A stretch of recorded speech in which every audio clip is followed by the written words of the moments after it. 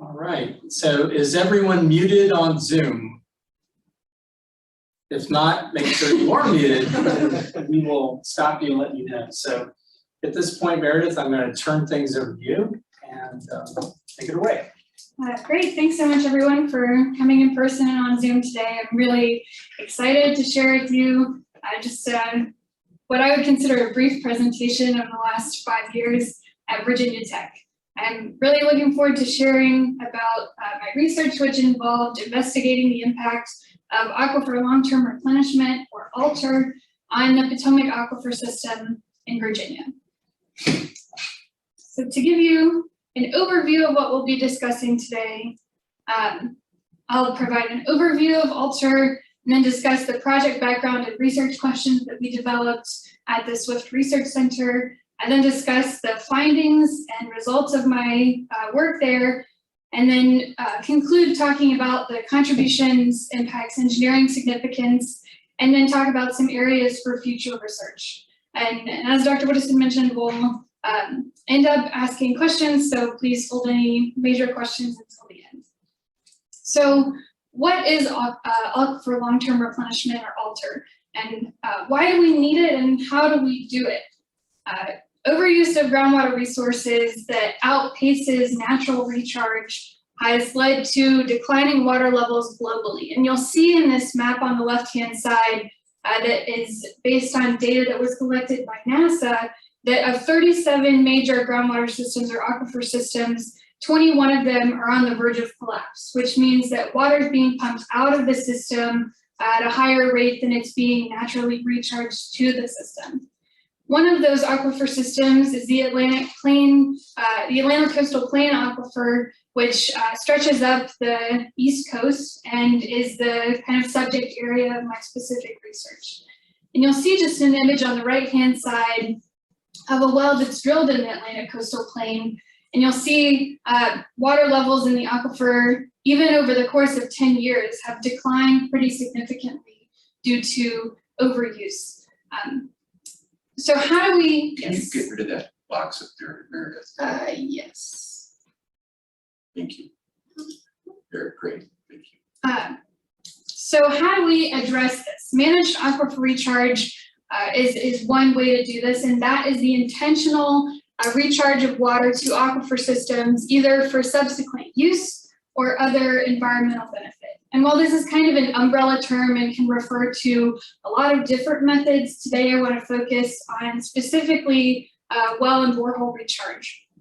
And there's kind of 3 types of well recharge that I'll cover today, and we'll end up talking about ALTER. The first is aquifer storage and recovery. So this you can think of as water banking. You have extra water in periods of low demand, you store it by recharging it into the aquifer system, and in periods of high demand, you recover it from the system and reuse it. A second is aquifer storage transfer and recovery, or ASTR, and that's similar to aquifer storage and recovery in that you're looking at short-term reuse as the goal. But it's different in that it adds this extra benefit of soil aquifer treatment. So in ASR, you're pumping and recovering, or you're recharging and recovering from the same well. Whereas with ASTR, you're recharging into one well, letting it move through the aquifer system, and then recovering it from a different well. And soil aquifer treatment occurs along the way, and it's typically the attenuation of any kind of contaminants, whether that's by decay or absorption or other attenuation mechanism. And then third, we have aquifer long-term replenishment. And you can see here that it's similar to ASR in that it's using a single recharge well, but that the pumping is significantly lower than the recharge. So with this, the goal is, long-term water level recovery. We're not looking to reuse this in the short term. We're really looking to increase the pressure heads in a confined aquifer system and use it in the long term to rehabilitate the system. So I think the best way that I can kind of explain this is to kind of draw a comparison to money management. So when you're managing water and you're managing money, it's kind of similar. Aquifer storage and recovery, I would say, is like putting money into a savings account. When you have extra left over, you can put it into the savings account. If you need a little extra, you can withdraw it from that account. ASTR is similar in the short term. You're still interested in keeping your assets liquid, but you're putting it into something like a certificate of deposit where you can still access it, but it's accruing some additional interest or additional benefit. Alter, on the other hand, I would say is like putting money into a trust or into a long-term investment strategy. It's really something that future generations will see the impacts of, and not something where you're interested in recovering your money for use in the short term. So to tell you a little bit about the Alter project that I've been working on with the Swift Research Center at HRSD, I'll give you a little background of the project. HRSD, or Hampton Road Sanitation District, is a wastewater authority in the Tidewater area of Virginia that serves about 1.7 million people. They have 16 separate wastewater treatment plants, and the Sustainable Water Initiative for Tomorrow, or SWIFT, will be implemented at 5 of those treatment plants. The ultimate recharge goal, once all of the SWIFT facilities are built, is over 100 million gallons per day, which is a really significant recharge to the aquifer system. But currently we have a demonstration facility at the Swift Research Center, which recharges about 1 million gallons per day, and I'll talk about that in just a minute. So why would we want to do this aquifer rehabilitation? I mean, in addition to aquifer rehabilitation, and another primary project goal for HRSD in deciding to do this project and spend this major capital investment was maintaining and improving water quality in the Chesapeake Bay. So in 2010, the EPA released a nutrient TMDL, or total maximum daily load, that really introduced more stringent requirements for nutrient discharge to the bay from HRSD's wastewater effluent. And so HRSD kind of had the question of, if we're gonna have to spend this money to update all of our treatment plants, is there a way that we can realize additional benefits from this treatment? And Alter is a way to do that. In addition to the aquifer rehabilitation that we see, we also expect that it could potentially help reduce the effects of land subsidence and saltwater intrusion in the area. So to give you a quick overview, and I won't necessarily spend too much time on this slide, but wastewater effluent from HRSD's treatment plants is treated with advanced methods and then recharged into the Potomac aquifer. And you'll see the process here includes flocculation sedimentation, ozone, biofiltration, granular activated carbon, UV, and then chlorine contact before it's recharged into the Potomac aquifer. And this is really a result of a significant amount of pilot testing that was done by other really great folks at Swift to decide that not only is this a more cost-effective method, it also produces injectate that's more geochemically compatible with the receiving aquifer. So in essence, you don't want to make your recharge water too clean or it'll cause your well to clog up. So my research is really focused on what happens after water enters the Potomac aquifer. The Potomac aquifer system is a fluvial deltaic system, which means that it has these layers of interbedded sands and clays. It's the major aquifer system for the region, and you can see here that it goes kind of around 500 feet to over 1,500 feet. And this is kind of an estimate of where the Swift Research Center is in this cross section. So the Potomac aquifer is the major contributor to groundwater resources in the system. 74% of withdrawals in the Virginia coastal plain are from the Potomac aquifer. And because it's such a deep confined aquifer, there's not a lot of areas for natural recharge. So the only area that we're really naturally seeing recharge to the aquifer is up near the fall line, which is up near Richmond. And so because of this, because there's kind of low natural recharge and it's a major contributor to groundwater resources, over-extraction has resulted in a decline of water levels by nearly 230 feet near centers of large regulated usage, which is really significant. The Swift Research Center, which I mentioned earlier, is kind of the first demonstration facility to show that we can at full scale recharge the Potomac aquifer. It's a 1 MGD, or million gallon per day, research facility that has aquifer monitoring capabilities. So you'll see here we have TW1, which is our injection well. We have a 50-foot monitoring well that allows us to take depth discrete samples in the system, and then 3 conventional monitoring wells that are screened in the upper, middle, and lower Potomac aquifer respectively. And I think kind of to give you a sense of scale in terms of how deep these wells are really going, I've included a picture of the Empire State Building, which is only slightly taller. If you were standing at the bottom of the well and you looked up, the top of the well would be as high as the Empire State Building. So this is not small potatoes that we're dealing with when it comes to recharging in a system this large.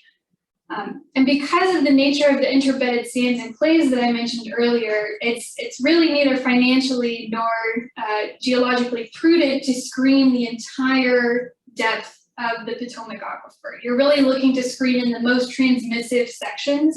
And so because of that, we have 11 separate recharge screens within our recharge well. Those are mirrored at our 50-foot well, and really our primary research objective is quantifying the impact of recharge on that receiving aquifer system. So to do that, we really want to ask, okay, when will chemicals or when will swift water arrive and at what concentration in a multi-layer aquifer and a multi-screen recharge well? So we're adding in this kind of complexity, and I've really tried to simplify it here with just the upper 4 screens in the Potomac Aquifer. We've started with this advective dispersive radial model that was developed by Charbonneau, and I'll refer to this later in the presentation as kind of the Charbonneau model. But this is basically assuming that we're distributing the flow equally to each of the 4 screens, that we're assuming, you know, the same porosity, the same dispersivity within the screen, so similar aquifer characteristics, and we're assuming a constant flow to the screen and constant influent concentration to the screen. And when we calculate this, we'll calculate 4 separate breakthrough curves that we would expect to see with concentration in a conventional well where we're taking one single sample that should be representative of the 4 screens. And in this case, between the 4 screens, we'll take a length-weighted average of each of the screens, and we would expect that to be the breakthrough that we see, this dark black solid line. So building off of this initial model, we developed these research questions to really try to understand, you know, what kind of complexity is there that we need to consider, and so forth. So first, we want to understand, how is flow rate distributed in a high capacity multi-screen recharge well? This is a really unique project. There's not a lot of other projects like this. And because of that, there's not a lot of measurements of flow rate during operations in a project at this scale. There's no known measurements of, you know, of flow rate or flow distribution in situ during operations that I have been able to find. Second, we want to understand what transport mechanisms are controlling solute transport and water quality at the scale associated with alter operations. So because it is a continuous recharge project, the radial impact of the project is much larger than, say, an ASR project where you're just recharging and then recovering within the same kind of smaller scale. Third, we want to understand, how can alter through a multi-layered aquifer be modeled to interpret the existing data? What kind of things do we need to take into account? Is an analytical model or a numerical model going to be kind of the first step in understanding how flow moves through these aquifer systems? And tied into that, what are the effects of recharge operations on our aquifer parameters, on flow distribution, and on the breakthrough that we observe at our monitoring wells? So to address these questions, we came up with multiple research methods to try and understand the impact of recharge onto the Potomac Aquifer. And I'm showing here just the 4 chapters that I think really address the different methods that we use. The first is the use of swift water itself as an intrinsic tracer at our 50-foot monitoring well. Second is the use of an in-situ flow meter during operations. Third is the use of a multi-tracer analysis at our conventional wells. And then finally, we have an artificial tracer test that we completed in 2020. So I think the best way to kind of tell you a story about this is through the use of the cumulative injection graph. So you'll see over time that cumulative injection increases as we're recharging, decreases as we're pumping out of the aquifer. And you can see that we've been pretty consistent at recharge over the course of the last 4 years. We started recharge in May of 2018. We experienced one extended backflush due to high nitrite.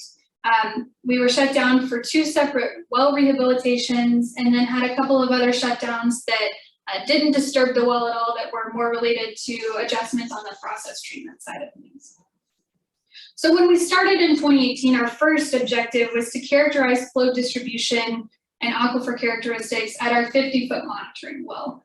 And we did that based on the initial breakthrough of conductivity, which served as an indicator of fluoride. So our approach to this was to monitor conductivity breakthrough at MWSAT using a flute monitoring system. And a flute system means a flexible line or underground technology system. And really what that does is allows us to take depth discrete samples from each of the 11 screens. So we're not taking one sample from the entire well, we're taking a sample from each screen and collecting those samples within the research center here at these sample taps. And so when we initially started to see breakthrough, we said, okay, can we implement the Charbonneau model as an indicator or a model that describes breakthrough? And what we realized that we needed to do was further develop that Charbonneau model to deal with changes in operating conditions. So you'll recall from the last slide that operations at the research center are not constant, even though we wish that they were. And so to address that, instead of using flow, we ended up using an incremental volume to describe flow through the system. And what we found was that this incremental flow model was able to really improve the fit and capture changes that resulted from transient flow conditions. So you'll see our extended backflush event that happened in August of 2018, and you'll see that mirrored here in screen 7, where when we updated the model and it was able to account for pumping, which is pulling the native groundwater back towards the 50-foot well, we see that shown here. And then when we go back to recharge, we start seeing the relative concentration go back towards swift water concentrations. The other thing that we found was that advection and dispersion are really the prevailing transport mechanism in the aquifer system. So especially during operations, it's primarily advection driven. But we did see some interesting behavior when, 1, we were pumping, and 2, when we were shut down. So you'll see here during shutdown, we start to see relative concentrations go back towards swift water. And so during shutdown, it's likely that there's also diffusion occurring that's causing that. I think that it also shows that, there's some things that the, very simplified model can't account for. So following the well rehabilitation that occurred in late 2018 and early 2019, we really wanted a way to measure flow distribution within the well directly. So our initial model was estimating flow distribution, but it was also estimating aquifer characteristics. And so to kind of reduce uncertainty, we wanted to install an impeller flow meter and measure flow rate distribution during operations, which was no small task and involved the coordination of multiple engineers and well drillers. So after we installed the impeller flow meter, we wanted to compare differences in flow behavior during recharge and backflush and understand kind of what's happening within the well. So we installed this impeller flow meter, and an impeller flow meter is basically an instrument that has an impeller at the end. And as it spins, it'll count the rotations per second, and higher rotations per second, higher flow. You can calibrate the instrument at the beginning of your process and then use that basically to convert rotations per minute into flow rate. So we took static and dynamic measurements during our operations and then compared that to previous measurements and estimated hydraulic conductivity. So you'll see here the flow meter with these centralizers that are aiming to keep it at the very center of the well or as close to the center as possible, so we're picking up the highest flow rate. And as you move during recharge, as you move a flow meter up the well, you would expect to see flow increase through the screens and then stay relatively constant between screens, increase until you get to the top of the well, and then you're measuring 100% of your flow. So what did we find from this flow meter testing? First, that highly turbulent flow impacts the stabilization of our flow meter readings during operations. This was a really interesting phenomenon that we noticed that during recharge, and we hypothesized this because During recharge, as flow is moving down the well, as it approaches the screen, it starts to diverge from the center line. And so you're seeing that the flow that you're measuring at the top of the screen is actually lower than the flow that you're measuring at the stabilization length or 20 feet above the screen. Kind of conversely, during pumping, you see flow go into the well, and the turbulence there causes you to measure higher flow rates at the top of the screen than at the stabilization length. And there have been some empirical expressions to describe this development, but I don't think that they've been applied specifically to well recharge. Second, we found that flow rate distribution actually varies between recharge and pumping conditions, which I think is really interesting.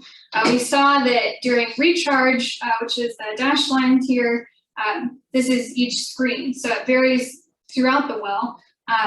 We see preferential flow during recharge to the upper screens, while during pumping, we see it kind of more evenly distributed across the screens. And in the same way, we see this behavior within the screen as well. So you'll see here screens 2 and 9, and I'll focus primarily on screen 2, but what we see is that during recharge, the flow is preferentially moving out of the top of the screen of the individual screen. So one way to look at this is to say, 50% of the flow goes through about 24% of the upper screen, or the first 25% of the upper screen. Or you can say, when we get down to 50% of the screen length, we're seeing basically 80% of the flow go through the top half of the screen. Our third finding was that flow distribution at TW1 is dynamic. Comparing it to our initial conductivity measurements, we saw really large changes in screens 2 and 9 specifically, but we saw changes at each of the screens. And we hypothesized that this is likely a step change that was a result of the rehabilitation that occurred immediately before we did the flow meter testing. So during well rehab, there was multiple methods to rehabilitate the well, including mechanical scrubbing, airlifting, chemical treatments.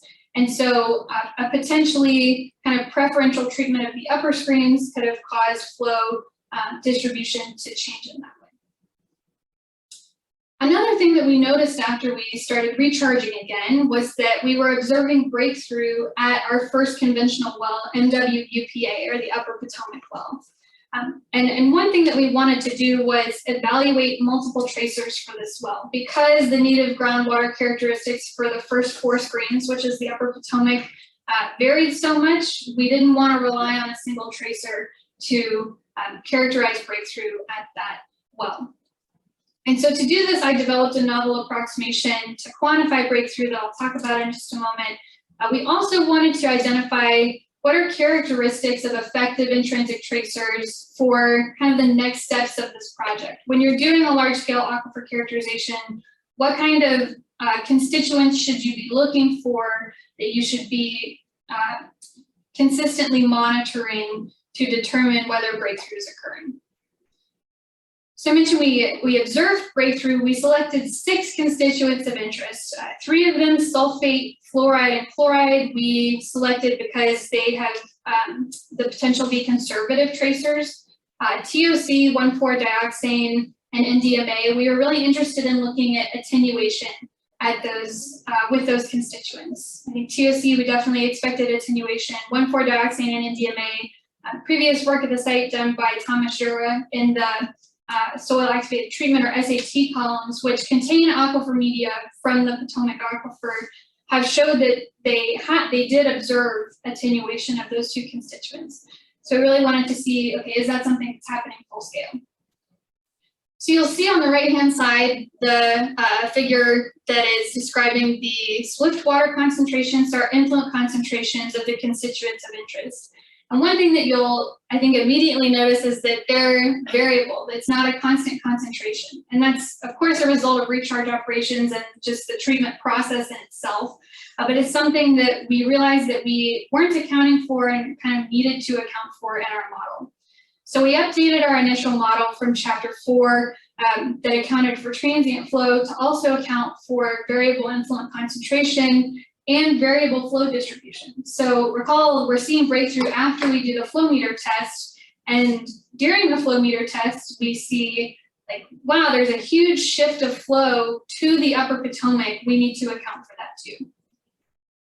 So what did we find? We found that an approximation that accounts for all three of these operational factors, I think, is the best fit. So we'll start with model 1, which is that Charbonneau model I mentioned at the beginning of the presentation.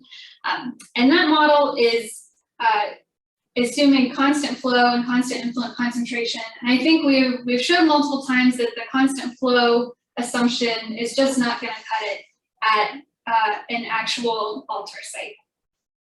Model 2 is the one that we developed in chapter 4. So we're accounting for the time varying flow distribution and transient flow. And you'll see that it's really good at measuring the initial breakthrough, but not at measuring or describing the fluctuations after breakthrough that are a result of those varying influent concentrations. Model 3 is accounting for varying influent concentration. So it's accounting for those fluctuations later well, but it's not accounting for the time varying flow distribution. So you'll see that if we assume that flow distribution doesn't change at all since the first time that we measure it, we're not really capturing that initial breakthrough in a way that accounting for the time varying flow distribution does. Second, I guess we realized that sulfate in this case is a really effective intrinsic tracer in terms of indicating and calculating travel time. And I'll talk a little bit about why that is and why the other constituents that we looked at were maybe not as effective in this specific case.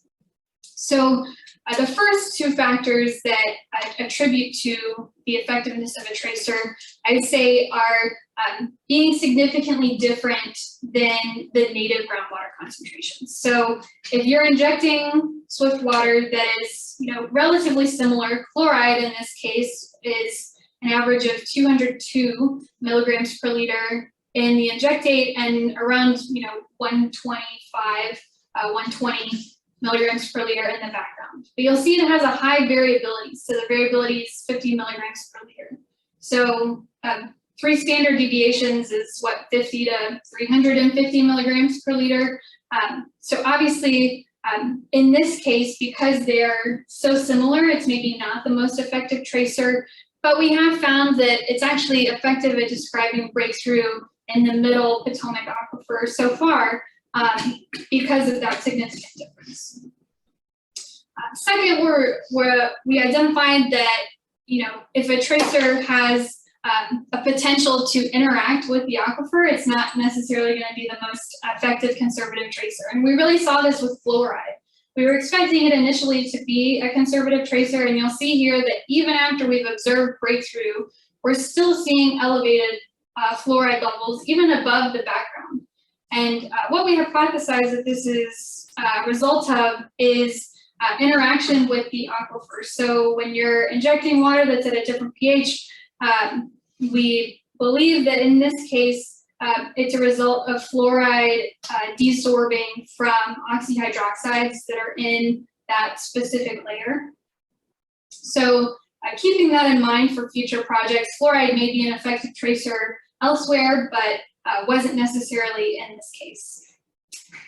And then finally, just the frequency of influent sampling. So with 1,4-dioxane and NDMA, because of the cost of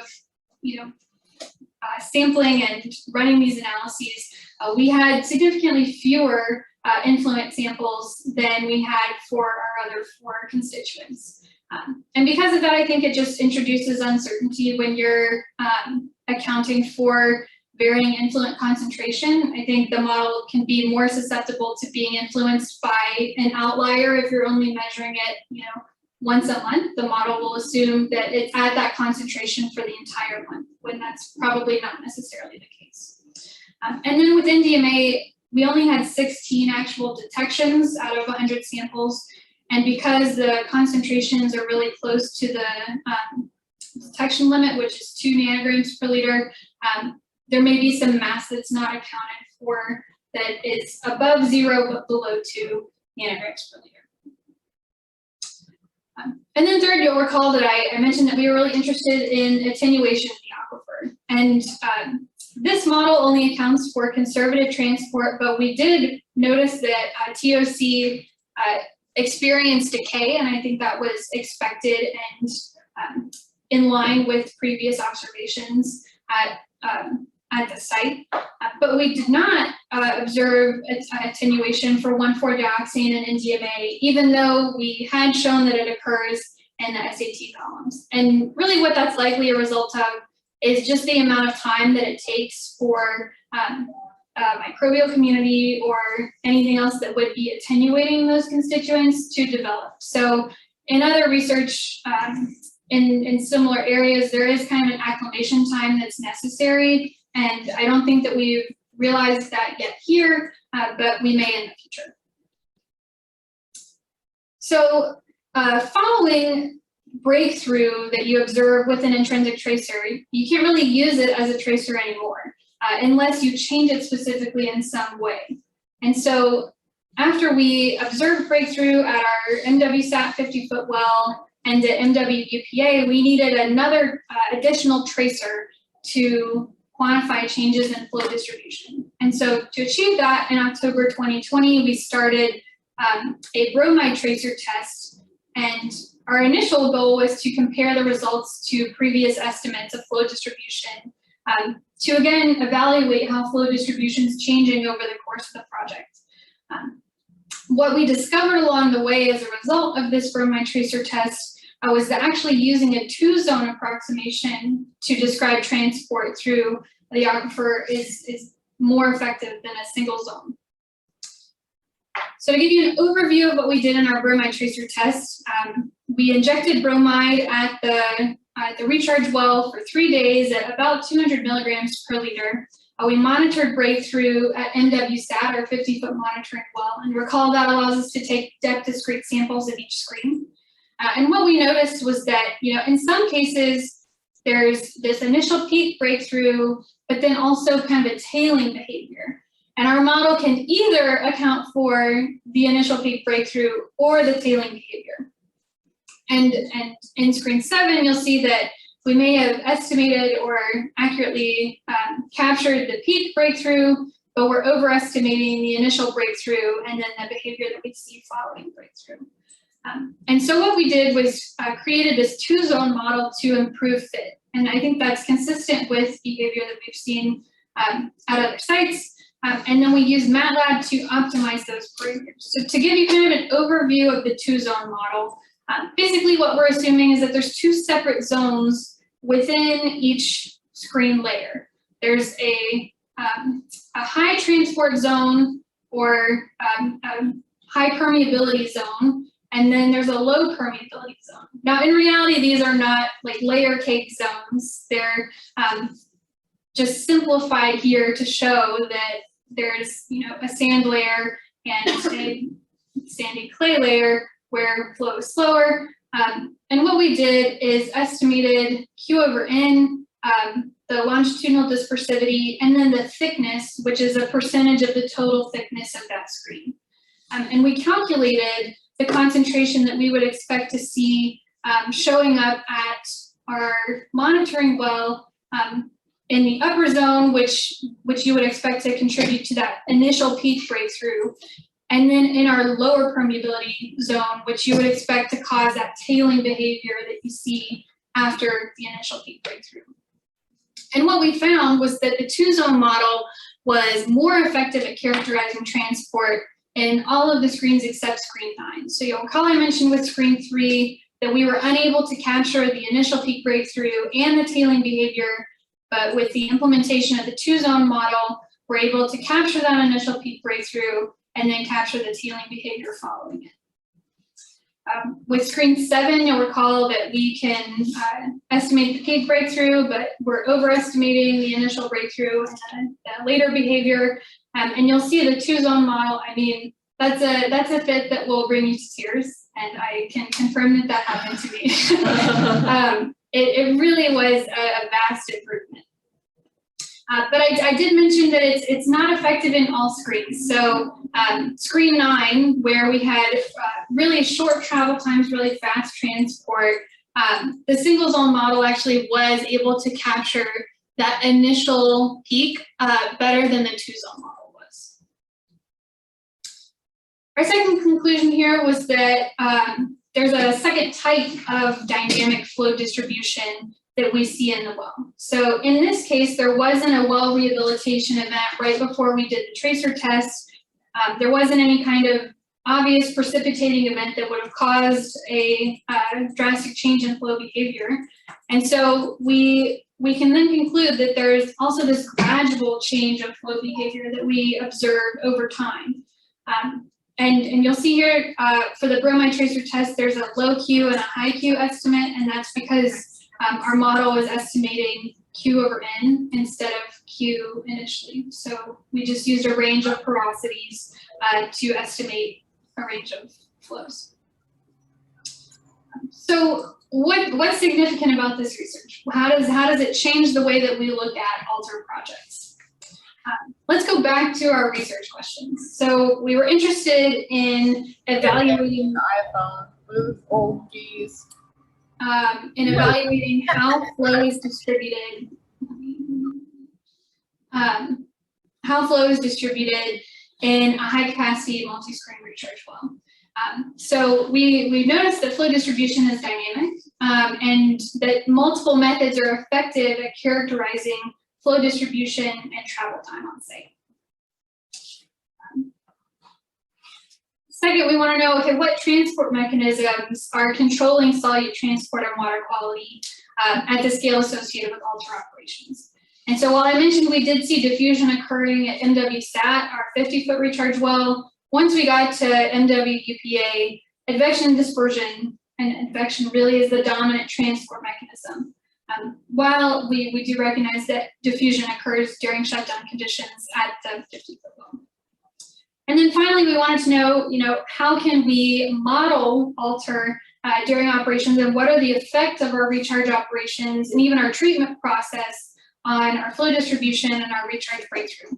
I think I demonstrated that this novel approximation that I developed was able to account for those transient flow conditions that are true to any site that's not an idealized site. And then, accounting for dynamic flow distribution and a variability of concentration. It's just the reality of, a treatment process that's not always exactly the same every day. I think those are important things to consider as we look at scaling up this alter process. So what's the significance? First, I mentioned earlier just the uniqueness of studies at this scale. There's not a lot of alter projects that have multiple screens. There's very few projects on this scale that attempt to do an artificial tracer test because of just the scale and the cost associated with it, and the fact that you're trying to reach this large radial distance. And I think many of the analytical models that I've seen that have been developed are using theoretical inputs and synthetic test cases without having any observational data to back it up. And so I think that's a really unique thing about the Swift Research Center, is that it does give us that data to back up our models. Second, I think that using MWSAT with the ability to take depth discrete screen samples is really been a vital part of understanding how flow changes over time over the course of the project. I think it was necessary for characterizing single screens initially, but also was necessary for identifying sample bias at MWUPA, which I guess we identified that in our model, the best fit was taking samples from just screens 1 and 2 instead of all 4 screens. And that's actually pretty common with these long screens where you get some kind of sample bias where you're only collecting from upper screens. So had we not had that initial characterization of flow, we wouldn't have been able to recognize that sample bias. Third, I think just the use of swift water as an intrinsic tracer is really probably the most valuable tracer that we can use at a large scale, because it's cost effective. I mean, you're recharging it anyway, right? So it's useful to quantify the initial breakthrough at MWSAT, but then it also is confirmed by observations at the conventional wells. So with a bromide tracer, it's unlikely that it will reach the middle and lower Potomac aquifers, but we know that swift water will. And then finally, just the dynamic nature of flow rate distribution and travel time. Every previous study that I've read of multi-screen well will either measure flow distribution once or assume flow distribution, and then assume that it's constant over the course of the entire experiment for all modeling purposes. And what I think this work has shown is that that's clearly not the case. And that's something that we need to be thinking about as we're evaluating the large-scale impacts of SWIFT for the future recharge sites.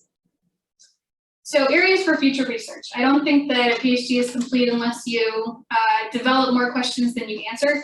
So we are planning to do additional flow meter testing at a new recharge well that I mentioned initially, NPMAR1. And I think that will be really useful in continuing to investigate that hydraulic behavior within the well, as well as confirming that difference between recharge and pumping flow rates with a new set of screens. So you'll see that the screens in MAR1 are not the same as our initial injection well. Second, there is definitely room for model enhancement. I think updating the model to evaluate non-conservative constituents like TOC is kind of the next step in the process. I think also accounting for transport or attenuation during shutdown conditions is an important next step, especially because decay doesn't stop just because you're not moving like advection-wise through a system. And then finally, incorporating this data that we've collected over time into a numerical model where we would really be able to account for or incorporate different phenomena such as microbial behavior, other transport mechanisms, comparing it to kind of a dual domain model, and so forth. And then finally, developing, I think this is probably the most interesting, the three is developing a cost and time effective way to measure changes in flow distribution. So flow meter tests and tracer tests are really great, but they're also really expensive. And tracer tests themselves are also not necessarily time effective. So you'll implement this tracer test and you have to wait for it to show up at your monitoring well. And wouldn't it be easier if we had a way to measure this in a more real-time sense? I'm showing here just a comparison of 30-minute drawdowns between the upper Potomac, middle Potomac, and lower Potomac wells, so the three conventional wells over time. I think it's interesting that this kind of confirms the results that we initially saw, where initially there's basically no response in the lower Potomac aquifer. Following our bromide tracer test, we saw an increased response in the lower Potomac aquifer, where initially, due to probably preferential clogging, flows moving from the upper Potomac towards the lower Potomac.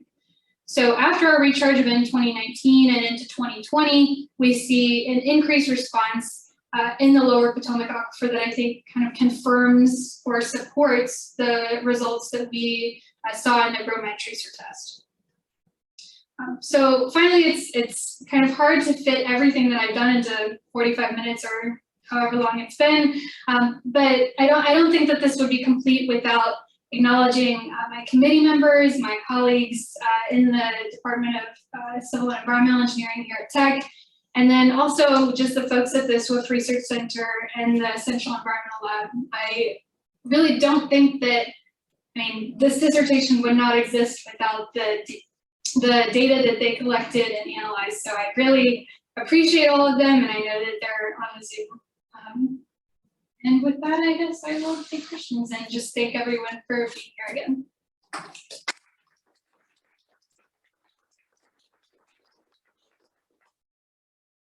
All right, thank you, Meredith. We'll begin with questions from guests online and in person. And I'd say perhaps you get the participant list up there and they can raise hands. Sure. I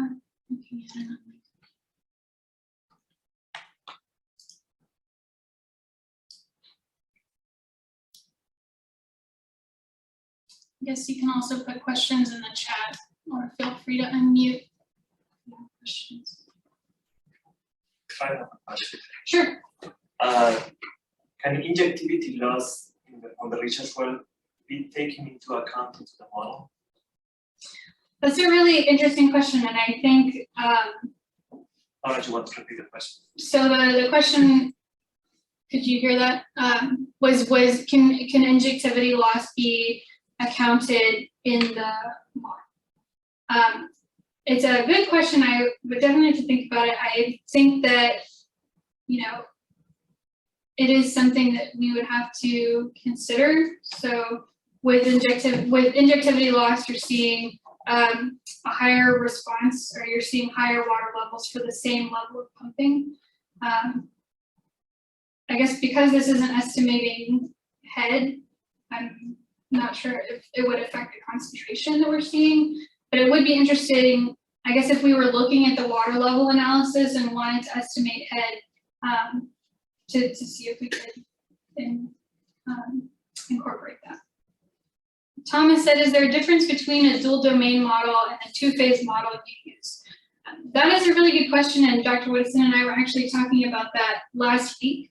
And I think just based on kind of an initial mod flow model that's comparing the two, they're very similar. So my model, a dual domain model would have kind of a mass transfer rate between the two zones. This one does not. So it's not exactly the same, but I think the initial mod flow model that we had looked at showed similar results.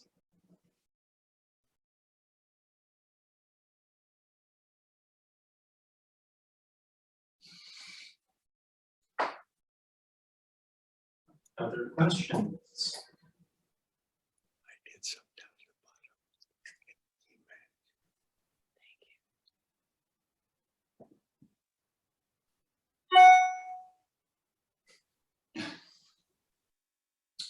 Okay, well, if not, I'll excuse our guests, but first thank them for coming and supporting Meredith and participating. So thank you very much.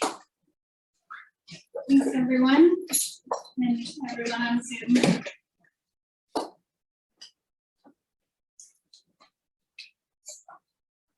So Meredith, my first question is, what's the significance of the vote? Oh, Germano can answer that one. can answer that. Yeah, so That one's his vote, actually. Okay. yeah, that's not also cheap. I have a matching one.